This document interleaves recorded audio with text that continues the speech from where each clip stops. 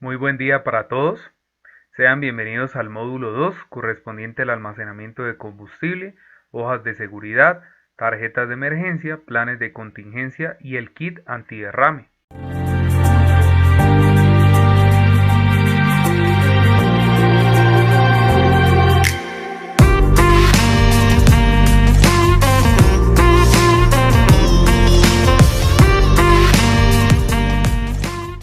Bien, vamos a empezar entonces con el almacenamiento de combustibles.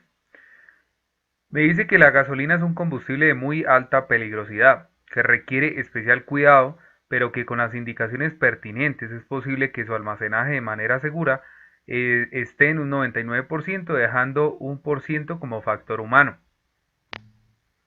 Entonces aquí evidenciamos cuando realizan ese descargue de combustible en nuestras estaciones de servicio. Es necesario hacer mediciones diarias al tanque para tener un correcto control de inventarios y así poder garantizar que no hayan variaciones significativas. Me dice también que se debe realizar preferiblemente a primera hora de la mañana y en horas de menor movimiento en la estación de servicio para interferir en la operación de la misma. Almacenamiento. Entonces me dice, cuando se realizan mediciones en el tanque se debe verificar ausencia de agua usando cremas relegadoras para gasolina y diésel. Cualquier entrada súbita de agua al tanque sin ninguna justificación, inmediatamente ustedes tienen que identificarla, ¿sí? Investigarla, pues para descartar que se estén generando fugas de combustible. Me dice que la vara con la que ustedes van a medir siempre debe estar en las mejores condiciones. Los números tienen que ser legibles y la punta obviamente sin ningún deterioro evidente para asegurar la veracidad de la medida y el adecuado control de los inventarios. Me dice que la salmuera de los tanques de doble contención, líquido de color azul en el intermedio del tanque interno y externo, debe ser objeto de verificación diaria, pues cualquier variación en su nivel sin ninguna justificación debe ser investigada para descartar cualquier tipo de fuga de combustible. Entonces aquí tenemos cuando hay presencia de agua, la regla. Miren que la regla siempre tiene que estar los números muy bien identificados. Y aquí pues en lo de la salmuera, ¿cierto? La medición de la salmuera en los tanques. Bueno. Por otra parte me dice, todas las bocas de los tanques deben permanecer cerradas y aseguradas con candado para garantizar el control del inventario. Entonces ahí como ven en la imagen, siempre tienen que estar cerradas. Se debe realizar una revisión quincenal del producto almacenado, tomando una muestra del fondo del tanque para verificar que la muestra sea clara, traslúcida y brillante. Si hay presencia de agua en el fondo, se debe drenar de manera inmediata. Entonces miren, acá están, pronto me voy a acercar un poco. Están sacando la muestra y debe ser clara, traslúcida y brillante. Me dice, si se encuentran sedimentos, se debe realizar el lavado del tanque en forma inmediata. En caso de que la muestra no sea clara y brillante, se debe revisar la semana siguiente para ver si la condición se mantiene o ha cambiado y proceder al lavado del tanque en caso de ser necesario.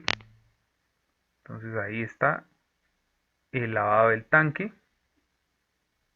que obviamente tiene que hacer el lavado porque pues obviamente no se ve en las mejores condiciones.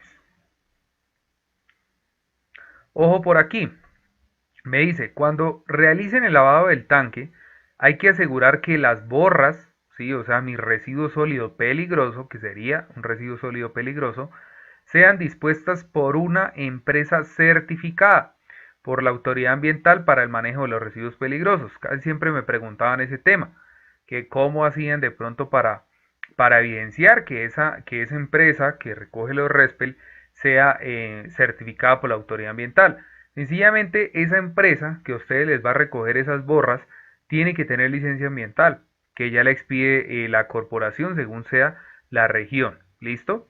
Pero siempre las empresas deben tener licencia ambiental para poder hacer este tipo de recolección de residuos peligrosos. Se debe asegurar ausencia de agua en los spill container, cajas contenedoras de los tanques de manera permanente, así como mantener las tapas y boquereles bien ajustados para impedir en todo momento que pueda entrar agua al tanque. Entonces miren la imagen acá, me voy a acercar un poco. Entonces siempre se debe mantener esa seguridad, ¿cierto? Para que no vaya a entrar agua al tanque. Me dice por acá, es necesario garantizar que las pruebas de hermeticidad de los tanques y tuberías de distribución de combustible no sean superiores a 5 años. Entonces estas son esas pruebas de hermeticidad en tuberías, en los tanques y en las tuberías de distribución del combustible.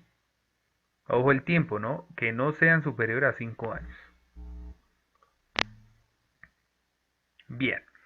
Eso por el lado del almacenamiento seguro. Todo lo que ustedes deben considerar para que garanticen un buen almacenamiento en las estaciones de servicio. Ahora vamos a ver un tema muy importante. Me dice, ¿qué son las hojas de seguridad? Las hemos escuchado mencionar, ¿cierto? Entonces, me dice que es un documento muy importante que permite comunicar, o sea, comunicarle a usted que está manipulando esa sustancia peligrosa, esos peligros que puede tener ese producto químico, tanto que le va a afectar tanto al ser humano, o sea, usted que lo está manipulando, como a la infraestructura y a los ecosistemas. Me dice, también informa acerca de las precauciones requeridas y las medidas a tomar en caso de emergencia. Comúnmente se conoce como el nombre de MSDS, siglas que provienen del idioma inglés y se traduce como hojas de datos de seguridad de materiales o ficha de seguridad. Una MSDS es diferente de una ficha técnica, ya que ésta tiene mayor información acerca de las especificaciones exactas e instrucciones para el uso del producto. Estas hojas de seguridad las debe dar la persona que a usted le suministra la mercancía o esa sustancia peligrosa, ¿sí? Siempre deben, obviamente ustedes las tienen que saber interpretar, saber conocer, eh, porque nada, es muy importante porque acá nos mencionan esos peligros relacionados que tienen los productos y que en cualquier momento se puede generar un tipo de accidente. ¿Listo? Entonces, esas hojas de seguridad ustedes siempre las deben exigir con el producto que les están entregando. Ahora, ¿quién elabora las hojas de seguridad? Sería la pregunta que nos haríamos en este momento, ¿verdad? Me dice, cada producto químico o mezcla de ellos debe tener la hoja de seguridad por separado, porque recuerden que todas las productos químicos, sustancia peligrosa, mercancía peligrosa, como lo quieran llamar, todas son diferentes, ¿sí? Todas son diferentes, entonces por eso cada uno de esos productos debe tener su hoja por separado. Me dice, por ello, quien la elabora debe ser quien conoce a la perfección sus propiedades, es decir, el fabricante del producto. Es verdad. Por ejemplo, yo no puedo fabricar una hoja de seguridad de un ácido clorhídrico, por ejemplo, porque ni mi perfil es ser de pronto ingeniero químico o químico puro, no tengo conocimiento qué más sustancias puedan intervenir, digamos, tener en cuenta para elaborar ese ácido, ¿sí? Igual ustedes no tienen por qué elaborar ni fabricar esas hojas de seguridad. Sí, una cosa es que ustedes de pronto lo transporten, los señores transportadores, ustedes transportan ese combustible.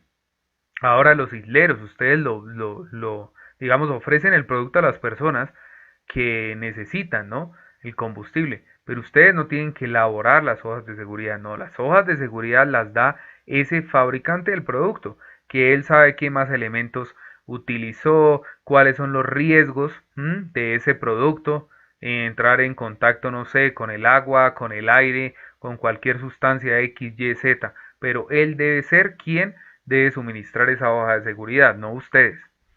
Para construir este documento, me dice que puede ser necesario enviar muestras de los productos a entidades especializadas y serias donde realicen esas respectivas pruebas toxicológicas, propiedades físico-químicas, etcétera, o realizar una revisión bibliográfica responsable.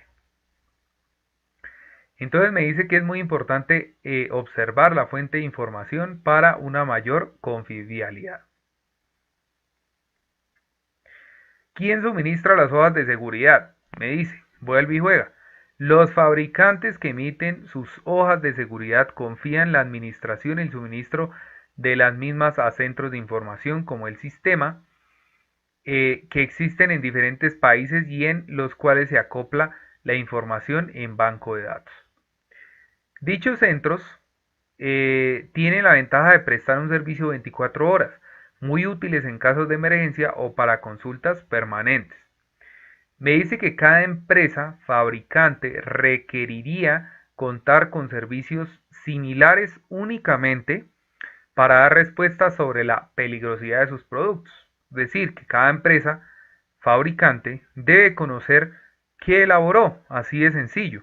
Y todo lo que conoce a través de esa elaboración lo debe registrar y lo debe aportar en esa hoja de seguridad que ustedes están manipulando o que ustedes reciben cuando llega el combustible o llegan los productos químicos, las sustancias peligrosas que ustedes suministren ahí en la estación de servicio. ¿Para qué utilizamos las hojas de seguridad? Entonces miremos a ver qué nos dice por acá. Me dice que por lo general son los trabajadores de las empresas quienes utilizan esas hojas de seguridad para consultar sobre la peligrosidad de las sustancias que manejan.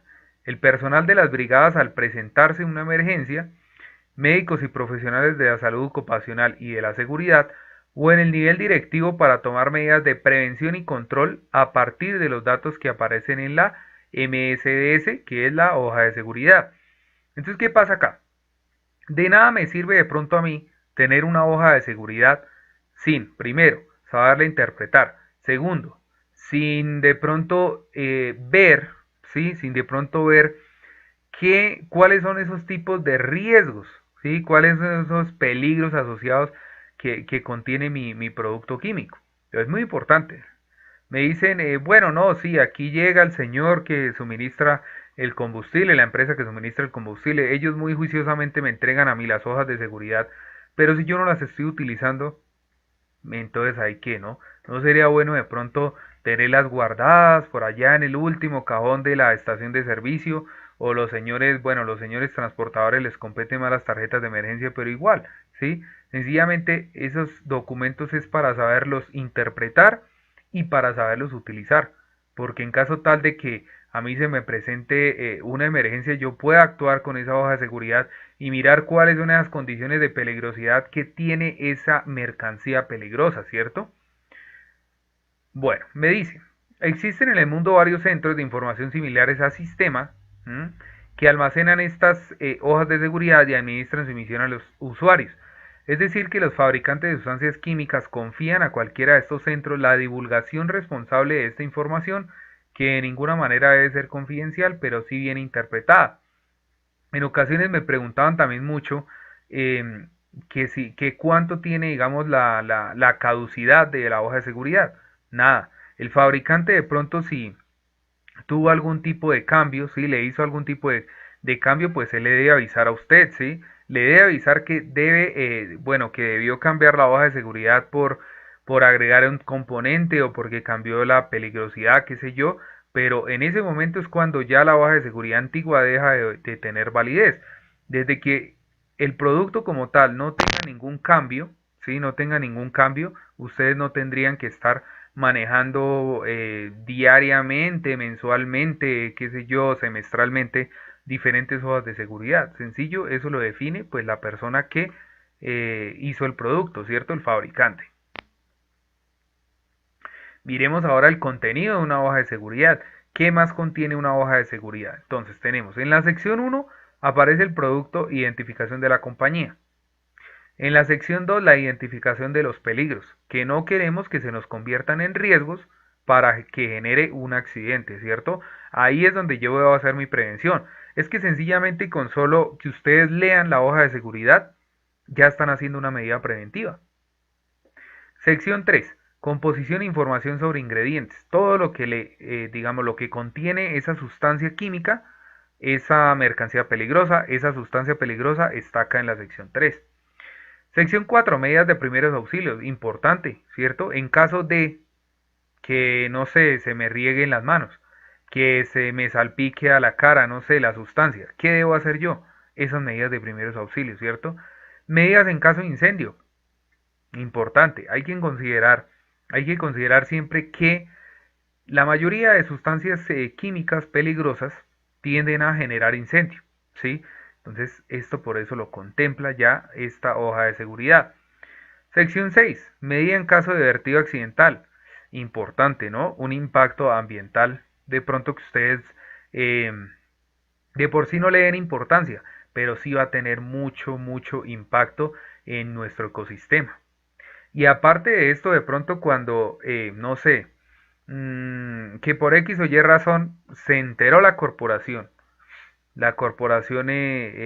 se enteró que usted hizo un vertimiento accidental, pero hizo un vertimiento en una fuente de agua, por ejemplo.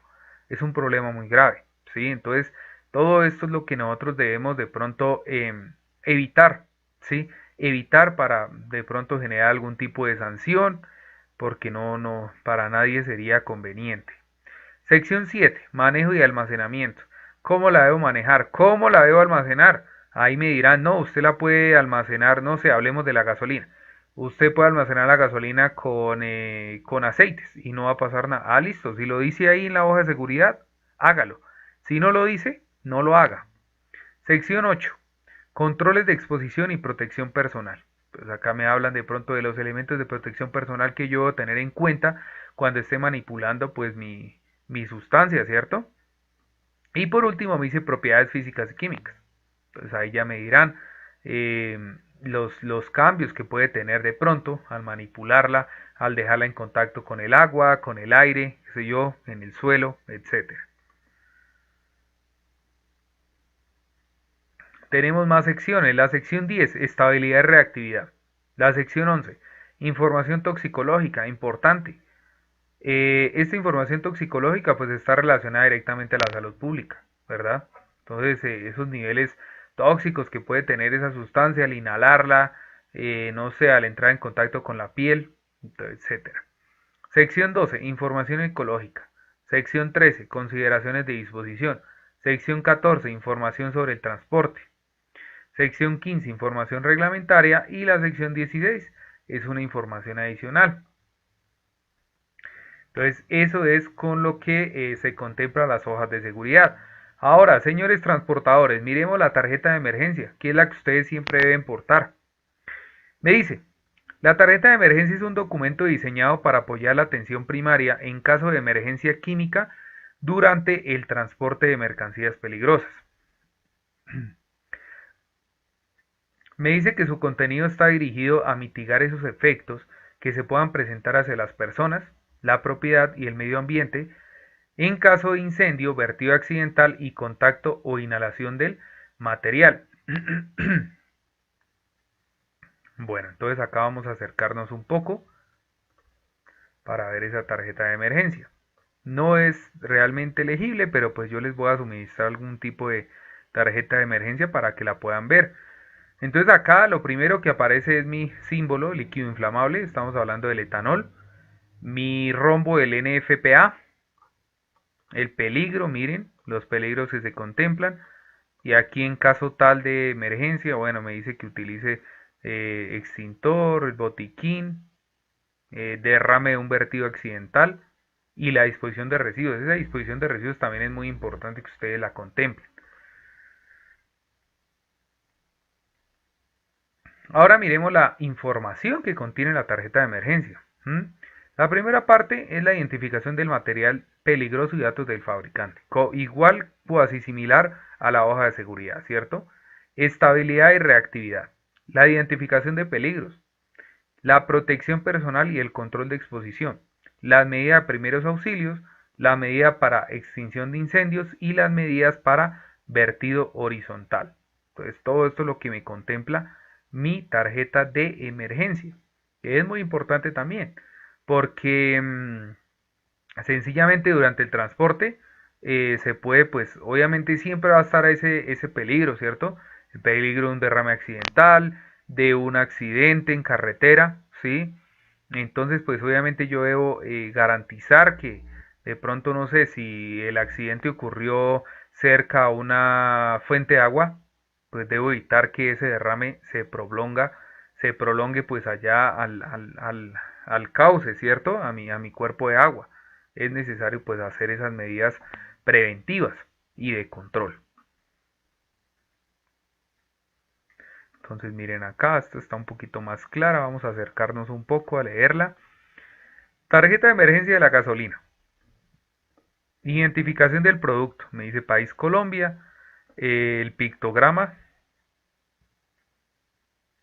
Lo del rombo en FPA. Mire el grado. Recuerden que va de 0 a 4.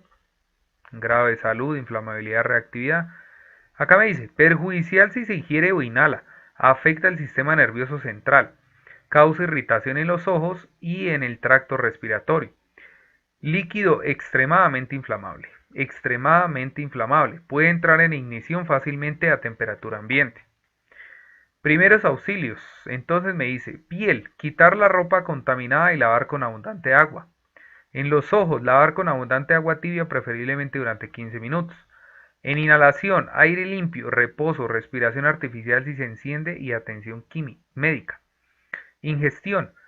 Dé a beber unos 2 o vasos de agua para diluir el material en el estómago, no induzca al vómito. Medidas de extinción de incendios. Entonces, agua, aspersión, dióxido de carbono, espuma de alcohol y el polvo químico seco, ¿cierto? Fuegos grandes no se usa en forma de chorro. Entonces ese es mi contenido de mi tarjeta de emergencia. Ahora miremos lo que es un plan de contingencia.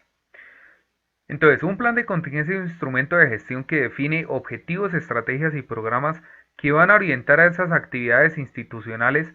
¿Para qué? Para la prevención, reducción de riesgos, atención de emergencias y rehabilitación en casos de desastre, permitiendo disminuir y minimizar los daños. Eso es lo que buscamos, ¿no? Las víctimas y las pérdidas que podrían ocurrir a causa pues, de ese fenómeno natural, tecnológico o producción industrial potencialmente dañina. Es un grupo, como pueden ver, es un grupo el que puede de pronto llegar a definir esos objetivos, esos programas, esas estrategias basándose en la actividad principal de la empresa, ¿cierto? Funciones del plan de contingencia. ¿Qué me dice acá? Determinar acciones preventivas reduciendo el grado de vulnerabilidad y exposición al riesgo. Reducir el tiempo de reacción ante la emergencia. Dimensionar el riesgo potencial. Siempre va a considerarse un riesgo potencial. Tomar decisiones rápidas ante anormalidades o fallas. Generar cultura de seguridad en la organización. Asegurar la estabilidad de la organización y cumplir con las normativas legales vigentes.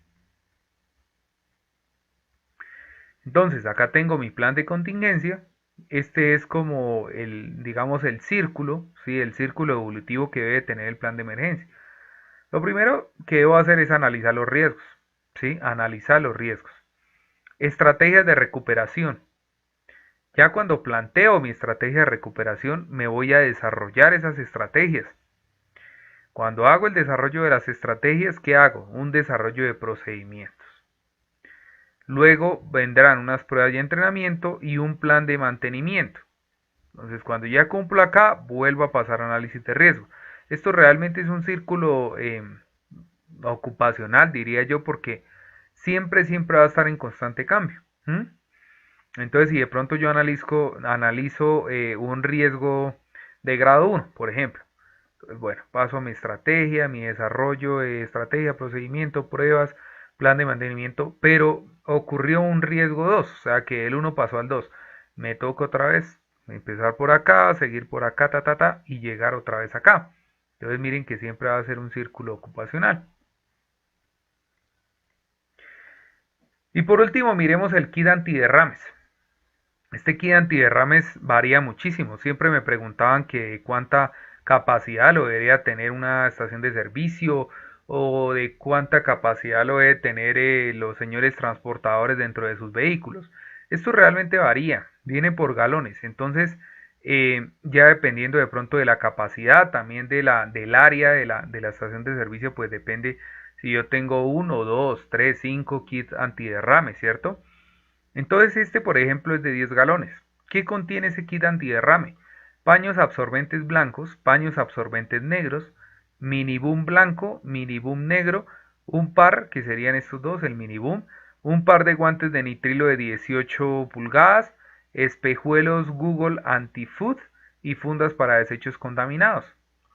Entonces todo esto es lo de los desechos, ¿cierto? Entonces esto puede variar, ¿sí? Sencillamente esto puede variar, de pronto vendrán de más galones, ¿m?